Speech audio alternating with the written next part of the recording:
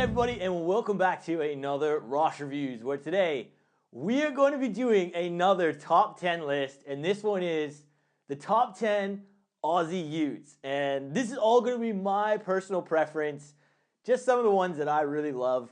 I'm sure there are countless ones that I don't even know about yet still, so if you guys have some other suggestions that didn't make this top 10, make sure you leave it down in the comments below and let me know what you reckon of this list. So let's kick it off. Number 10, this is a Ford.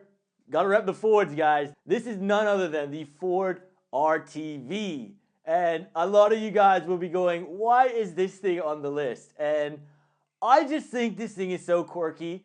I think it's really unique, and it just looks so out of place. You know, seeing a basic looking Falcon, a B series, jacked up, it just looks ridiculous. And I'm blown away that they actually made this model. So the RTV came out between 2003 and 2008, and it featured a 68mm front lift and an 80mm rear lift. It also had a wider 30mm track, and it had locking diffs, like four-wheel drive. This thing was pretty capable. It even had underbody skirting protection, which I'm still trying to get one of these on the channel. I have been looking for one. Anyone has a clean RTV, you're in Perth, let's do a review, because this thing is cool, and they're actually incredibly hard to find in good condition, because these were a workhorse.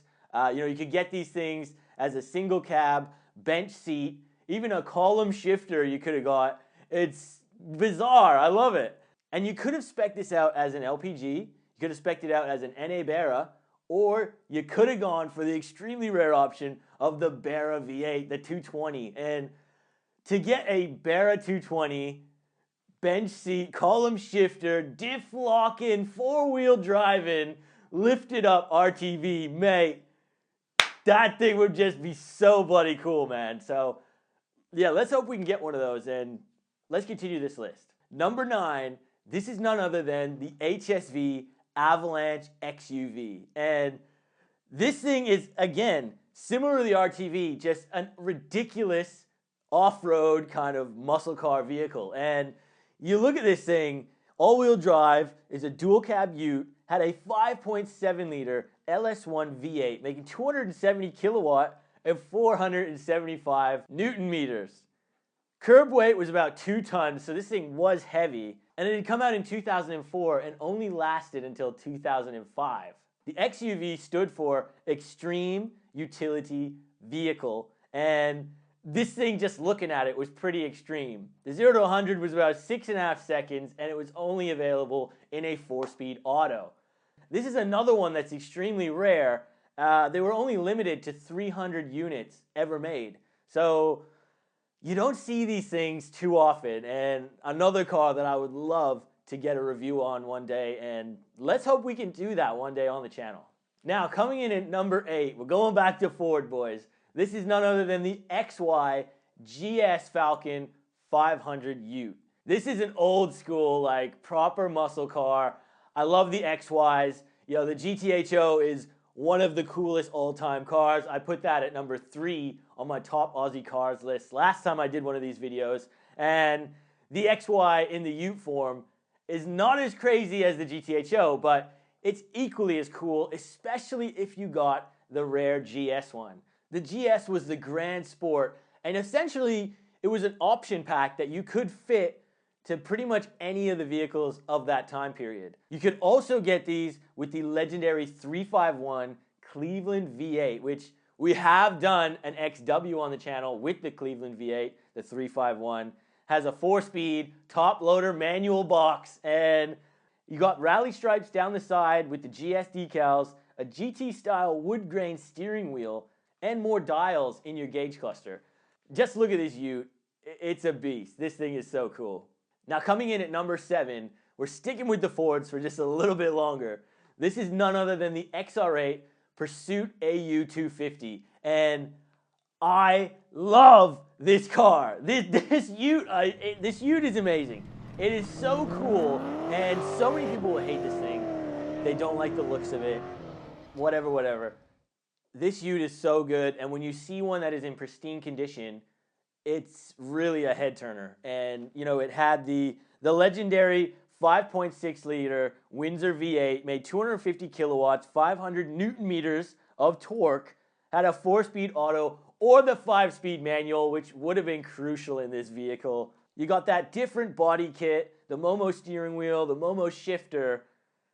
This thing is awesome. I have been lucky enough to get a TE50 and a TS50 on the channel before, and this is essentially the Ute version, and it's bloody awesome. Unfortunately, though, it was only available in 2002, so there really are not many of these around at all. And I know of a couple, especially one in Queensland.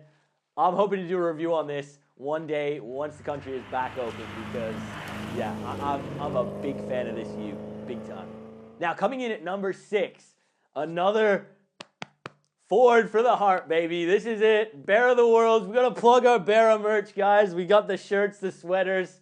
Link is in the description. Number 6 is, of course, the BF Tornado. And this is the Ute version of what my car is in the garage, the BF F6 Typhoon. The F6 Tornado is what a legendary car this thing is. And, of course, was launched in 2005, carried through up until 2008. And it had the inline-6 4-liter turbocharged Barra, same one as in the garage, 270 kilowatts, 550 Newton meters in a ZF 6-speed or a 6-speed manual. This is the Ute version of my favorite car. I love this body shape, the look of it. It's just tough looking. The B series, especially the BF, they're just my favorite. And this really is like kind of the toughest version of that. You gotta love the Super Pursuits as well, but there just is something a little bit more special to me about the Tornadoes. Just the Barra, the rarity of them. I just love them. Now, coming in hot at number 5, we're going back to HSV, guys. This is none other than the VZ HSV Malou. And if you've been following the channel, you know me. This is a Ute that I have wanted for a long time. The VZ, it just trumps all Holdens for me. I just love it that much. I really would love to get one next to my BF Typhoon one day. Came out from 2004 up until 2007. Had a 6-liter LS2 V8, 297 kilowatts, 530 Newton meters of torque with a 4-speed auto or a 6MT. And 6-speed manual. You had that 6-liter LS2 VZ Malou. Come on, guys. Chuck a cam in there. Good exhaust. What more do you want? I just love these Utes. Love them. Now, coming in at number 4, we have got the FPV Super Pursuit Cobra.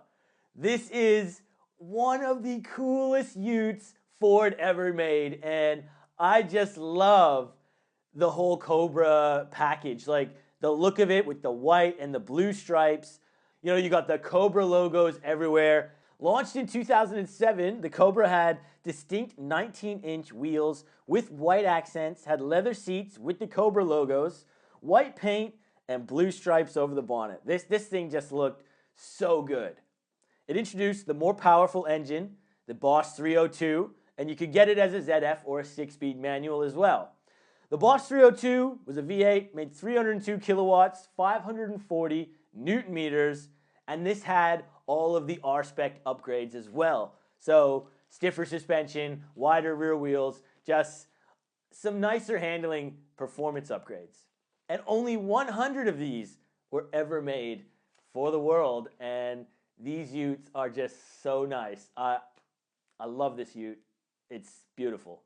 Now we're continuing with the Pursuit range. Coming in at number 3 is the FPV R-Spec Pursuit. And similar to like the GT R-Spec I have previously reviewed, this is the Ute version once again. And mate, only 75 of these were ever made, launched only in 2012. Visually, it shared the same Vixen red and black color scheme as the GT R-Spec, had a hand-built Boss 315 Miami V8 that was supercharged, making 315 kilowatts and over 545 Newton meters. And let me tell you, that is understated massively. These engines are ridiculously quick, ridiculously powerful, and with just a simple fuel pump, injectors, and a tune, you're going to be getting over 600 wheel horsepower.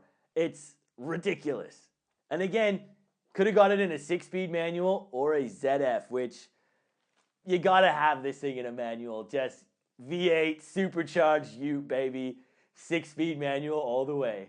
Now coming in at number 2, this should be no surprise, guys. This is none other than the FPV FG-F6 310 Barra. And what a Ute this thing is, mate. The legendary 310 Barra in this thing, straight 6, turbocharged, 4 liters. Oh my goodness, rear wheel drive. You had the 6-speed manual or the ZF again. And this thing is just a tuner's wet dream. Like, everything about this Ute is just damn near bloody perfect. And I have been in a few of these vehicles and I just absolutely love them. Like, the look of them, the way they drive, just everything. It's the TR6060 6-speed manual is amazing. The power out of the Barra, the sheer torque out of these things was just insane. Made 310 kilowatts of power and over 565 Newton meters of torque, guys. Newton meters of torque. That's more than the Super Pursuit FPV we just mentioned that was a V8 supercharged. This thing is more torquey. It's freaking ridiculous. It's God's engine. It's the master 6-cylinder of the world, in my personal opinion. And I just can't, I love these things. I absolutely love them. I have previously been in 1,000 horsepower XR6 turbo. Not even the FPV version. And it's just insane. Even the basic XR6 turbo can be making ridiculous power. It's stupid. It's stupid. Now coming in at number 1, just for the sheer insanity of it, it's got to be the HSV GTSR W1. Only 4 of these things were ever made for the world. 4! And it was only available in 2017, right when Holden was closing their doors. Well, the real Holden. It had a 6.2 liter LS9 supercharged V8 making 474 kilowatts and 815 Newton meters of torque. This thing is ridiculous, and I absolutely love the fact that these were only available in the 6-speed manual. It's an unbelievably good-looking vehicle as well. One of these recently sold for over $1 million at auction. $1 million. It's ridiculous. And I gotta say though, you know, this is one of those vehicles, only 4 made. They made 275 of the sedans and only 4 of these Utes. And, you know, no matter what way you look at it, Ford, Holden, you gotta agree that when both those companies were in their prime making Aussie cars here in Australia, the world was just a better place. You know, you had the Barras on the Ford, you had these ridiculous GTSRs coming from HSV.